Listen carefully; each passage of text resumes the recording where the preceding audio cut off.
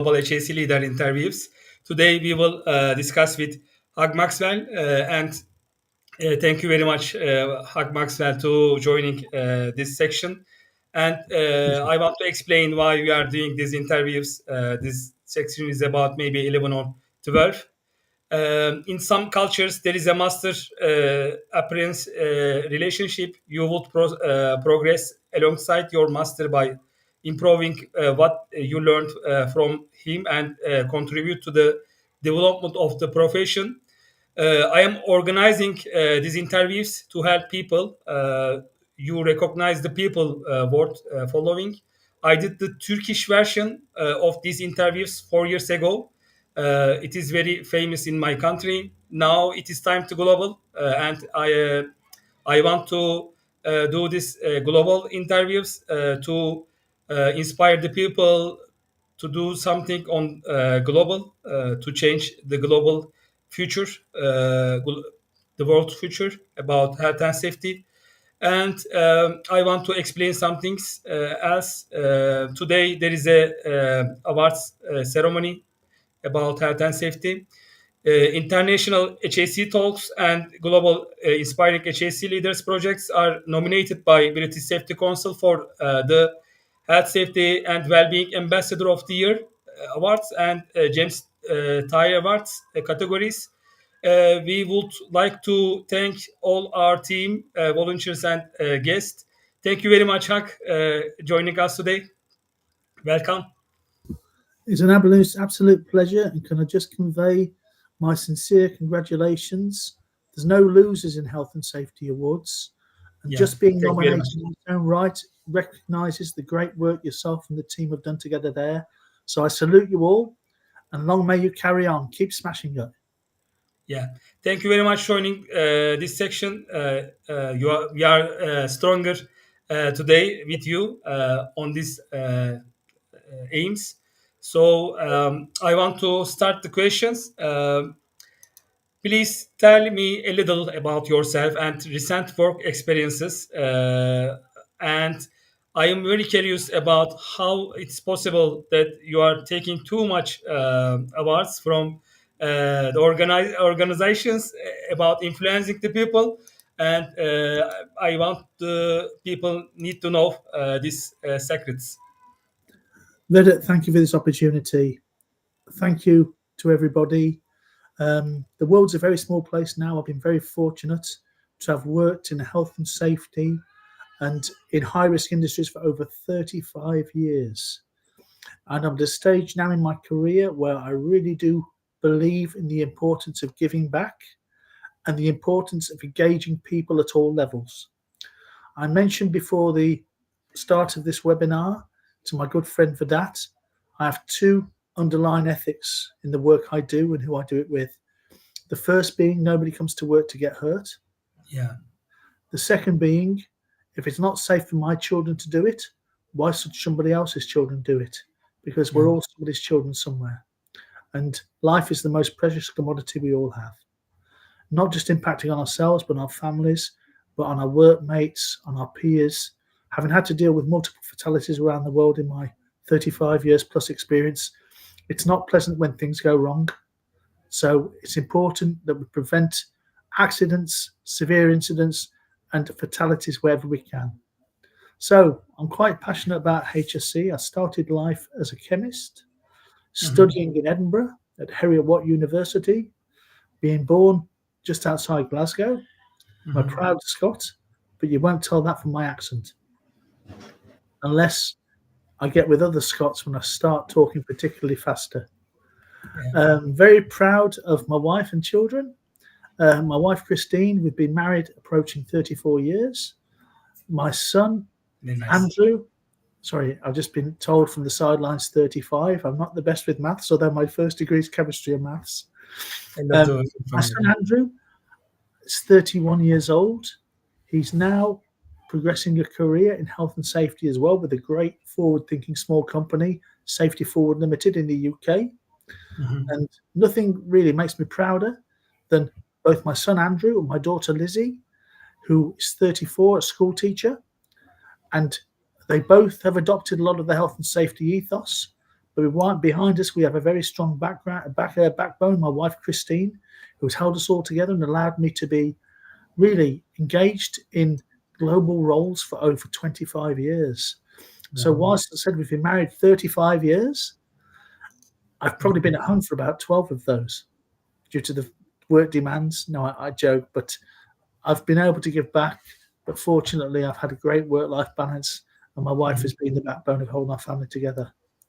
So I'm a big believer now, at 60 years old, in the importance of not people making the same mistakes, sharing lessons learned, and more recently, an example of me reaching outside of my own comfort zone has been the fact from April 2023 until March of this year, I was employed on behalf of Fidesz Oak, supporting Anglo-American platinum mines in South Africa, delivering a safety leadership program at all levels of employees. Because ultimately, we need that leadership commitment from the top to ensure that people are safe throughout the business. Without that firm commitment in any culture, then things will fall apart. You made a good point before we actually started the call regarding master-servant behaviour. The way times have changed, the most effective leaders nowadays turn the master-servant relationship on its head. The leaders are here to be the servants to their people who are ultimately the masters. Because like in any chain, we're only as strong as the weakest link.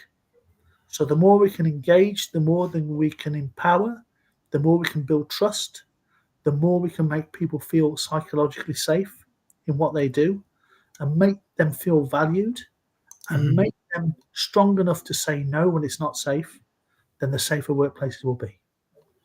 Yeah, great. It is so nice to listening you today. I want to ask also the most curious things. You are very strong adversary of mentoring and coaching. Could you tell us more about this and how you come to where you are now? Well, I've been quite fortunate. I was promoted into quite senior roles in businesses, which meant international exposure. And one of the things that became very evident early days was the fact that we're all at different levels of maturity when it comes to safety, when it comes to actually personal value. Life is precious for us all. It's just that some societies seem to value it more. So, one of the most important things I did initially in my roles was to try to develop my local team, the people who reported directly to me, and then when I got into more senior roles, developing through regional heads people to be the best versions of themselves that they wanted to be, which took some academic study for them, but also meant some one-on-one tutoring, mentoring, coaching, call it what you will. But that's what enabled me to gain the passion and to realize one size doesn't fit all. We all start at different levels of competence.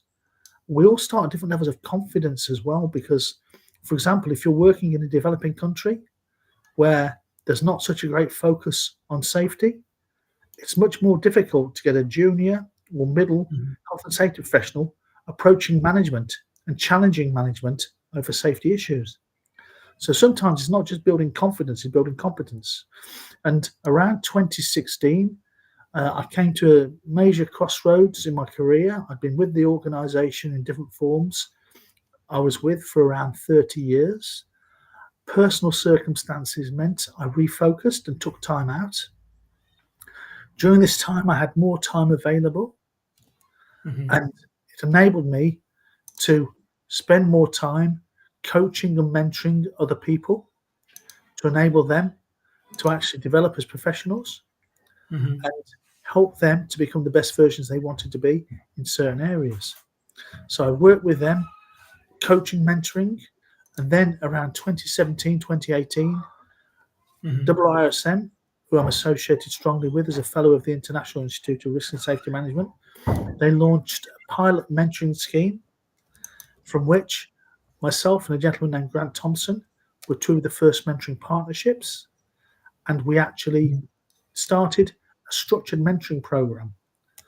And then I developed the same approach with IOSH. After which I became involved in the European Mentoring and Coaching Council, and now I follow their ethics. Yeah, great.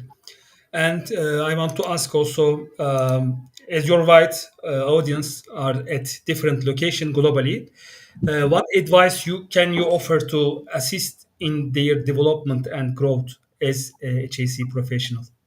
Well, I think the important thing first is to determine what do you want to do, what do you want to deliver in terms of health and safety, what motivates you. Because in any walk of life, something that motivates you is going to make you much more enthused, much more passionate about being successful. And nothing comes without hard work. Success, the initial first steps of success is hard work. There's no two ways about it. But once you've got a few minor achievements under your belt, it's easy for you to develop and develop others. So the first thing I'd say is, if you want to be an outstanding professional in any field, you've got to be prepared to apply yourself, to look for the right training courses and right interactions in terms of potential mentors and coaches who may be able to enable you there. I'm a big believer in, if you do join professional institutes or institutions, then you should try to make the best of membership. For example, I'm a fellow of the Institute of Leadership, a fellow of the Institute of International Risk and Safety Management, a fellow of IOSH as well. And through that, I actively engage in the mentoring schemes, but openly encourage others. So it enables you not just to grow within your role, but allows you to learn from the experiences of other people in their roles. Yeah, so nice. And so, where do you see yourself and HAC focusing in the next few years? And what advice can you share? Well, to be quite honest with you, I think since COVID, we went through a period of massive change there. We have still yet to form or reform a stable working environment in many industries. But at the same time, the revolutionary in terms of technology and artificial intelligence has come along. So I think as safety professionals, there's a lot of exciting opportunities for us all to basically try to grasp and take advantage of. The other thing is, as we get more senior in our roles, the softer skills become more important. Our leadership skills, our people skills, how we engage with others. So if I had to give advice, I would definitely say, depending on where you are, depending on the companies you're working with and the industries you're in, keep one eye focused on what lies ahead. Yeah. Always have a plan B and make sure that you have a skill set which makes you both transferable, and also it gives you that flexibility to move into larger roles as and when they arise. But also embrace change as an opportunity. Don't fear change.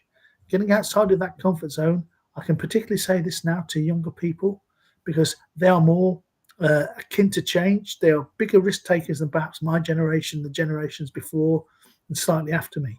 So be prepared to take change, but in a structured manner. So work hard every day with CPD, continue your professional development, to be the best version of yourself that you want to be. Yeah, sure. And if you were a new professional starting out, what advice would you offer them? My next Well, question. as I actually moved into health and safety, moving from a sort of chemistry and a quality background, I would say it's really important that you try and listen and learn to as many sources of information. There's so many diverse opportunities for HSE professionals, and particularly in the areas of things like sustainability, particularly in the areas of environmental control, ESG, and now with new technologies. So get yourself a mentor, get yourself a short-term vision in terms of what you want to achieve. And then if it's not right for you, it's not necessarily a wrong turn, it's a further string to your bow. So take that and use that as a building block to the more complete you. We don't know whether something suits us or not until we actually visit it, sample it and try it. But it's a further skill which shows our flexibility and shows our ability to adjust to change. So I would definitely get out there, and once you know what you want in terms of your vision, short, medium, long term, build a plan. The plan may change because circumstances change in life. Put together a SWOT. But equally important as your work is your work-life balance. Make sure within that you plan for family time, for prime time. It allows you to still to pursue hobbies and interests, and it enables you to be the version of yourself you want.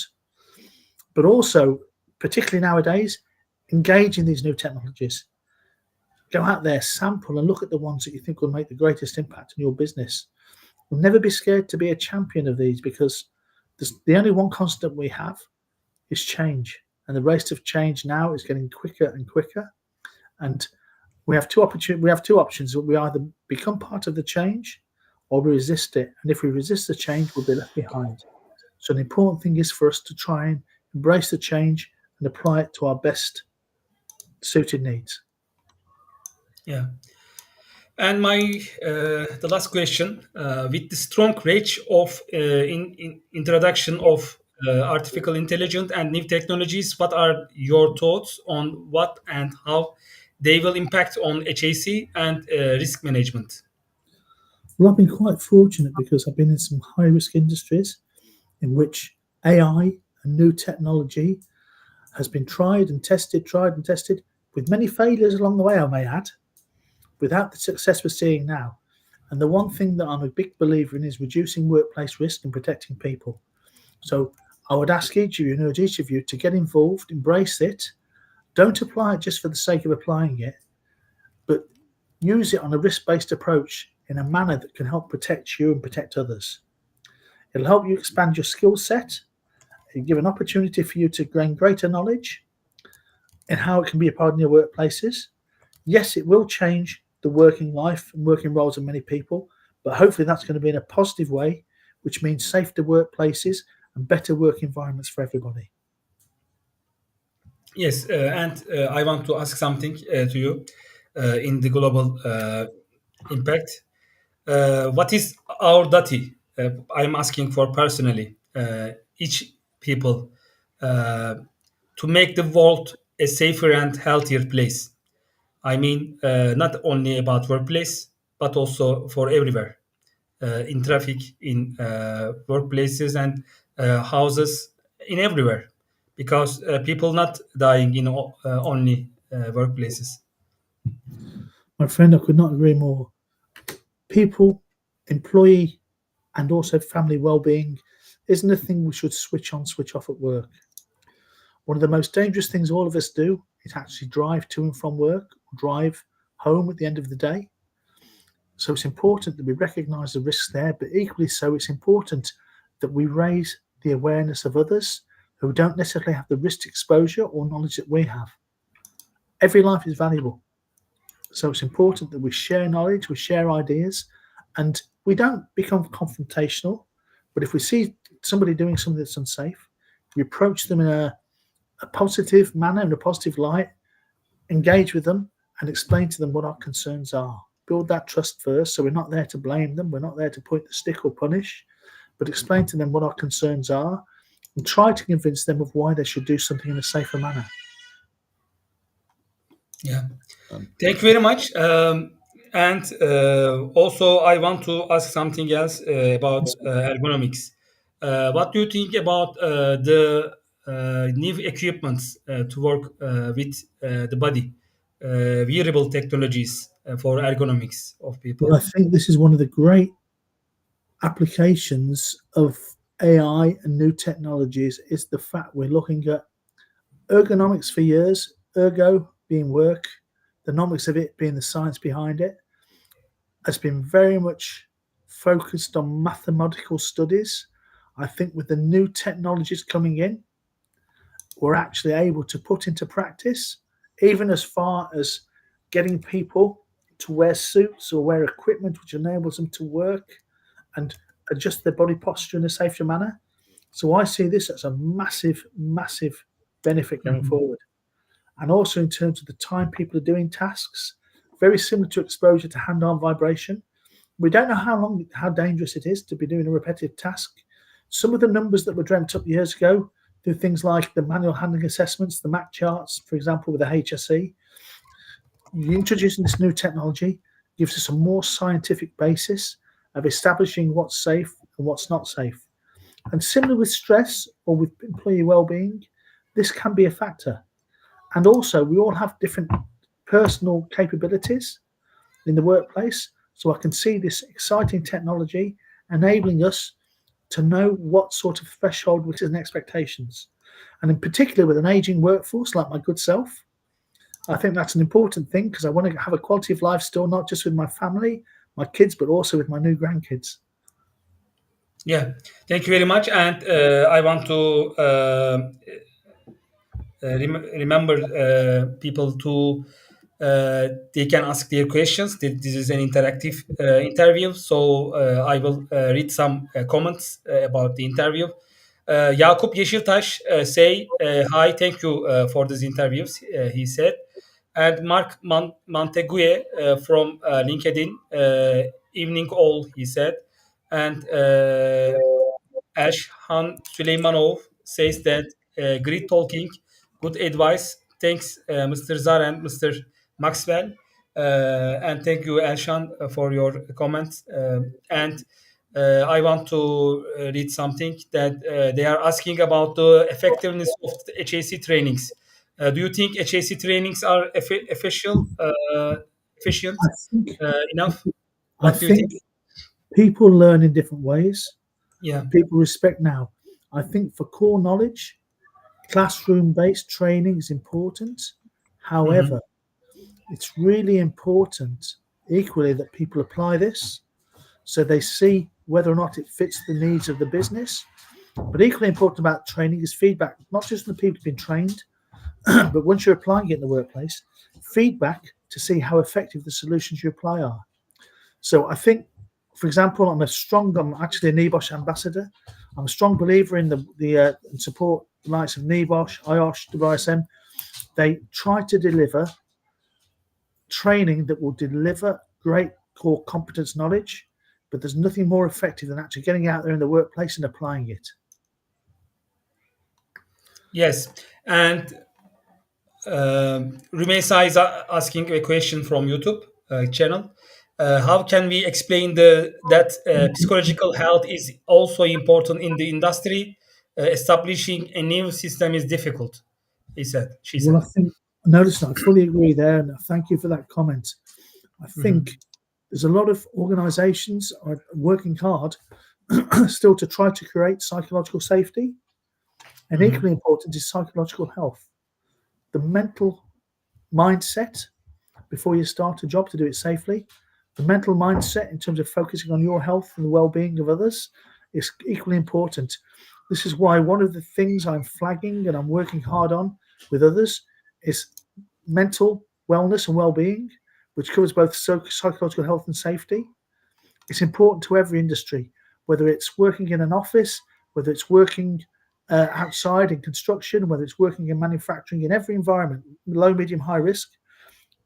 Actually focusing on the health aspects and the safety aspects, and making sure that people have the right positive mindset and the right knowledge that they need to make sure that they feel confident and competent to be able to do that work safely. And if not, it's where this is again where I believe we need to develop leaders to understand and have greater empathy, not just respecting the fact that productivity is key to the business, but the biggest part of productivity is ensuring the welfare and well-being of our workers, both in terms of physical, in terms of psychological health and psychological safety as well. So the more we can ensure this ongoing well-being, the more, well, the stronger foundation we'll have, and the more productive we're going to be, and more sustainably solid as a business they will be. Because nobody wants to come to work for a business that doesn't deliver a safe place of work, either physically, mentally, psychosocially. So it's important we recognize this and we work as leaders and also as safety people to influence our leaders that this is a priority in the business. Yeah, and also our IHAC Vice President Ercan Süt, he's a clinical psychologist, he worked for one company for some years and showed that with his experience, he learned that when you solve the psychological problems of the workers, the productivity is going up. So we are making an international research for that nowadays, and we Fantastic. want to, we want to show the effectiveness of these works for the owners, because if the employers understand that is very effective for the production uh, period, and then they will maybe ask for support for clinical psychologist, I think. So maybe we need to think about psychological health in the workplaces more than we think before. Thank you very much. Yeah, I think so. I could not agree more, my friend. Uh-huh. The mental, before a person, we're doing okay to start in Mhm. terms of physical settings and machine guardings. Equally important is us doing that mental or that psychological okay to start on the people. Yeah, sure. Are they the right frame of mind to do the job safely, particularly if it's a high risk job or something where they're exposed to non-standard activities where they have to think and appreciate new risks. So I think getting that mindset right is so important in terms of not just the person for that safety at that time, but also for the ongoing culture of the business. Yeah, thank you very much for this very inspiring interview. We are very happy and very strong with you. So I hope we will make new events together with also other speakers before. And I want to say the um, our audience to pray us for us for the award ceremony. Maybe if we win the game, maybe we will feel stronger and highly motivated for future. And I want to explain that we will also create a website for future events and also projects together. We are highly motivated to do something together, and we believe if we come together, our impact on the public, on the world, is stronger. And Hug, please, the microphone with you, and we will close the this interview with your last sentences. My friends, thank you so much for spending your time. Everything that I've shared may not ring true, but if you do take two key points away from this, the first one is nobody comes to work to get hurt. Yeah, It's not safe for my kids or your kids to do, well, then why should somebody else's kids do it? Apply those two rules of thumb through life and your work, and that in itself will start giving you the foundation of being a very strong health and safety professional. Thank you for your time. yeah. Thank you very much, and thank to all the audience for watching us. Have a nice week, my friend. Have a nice weekend.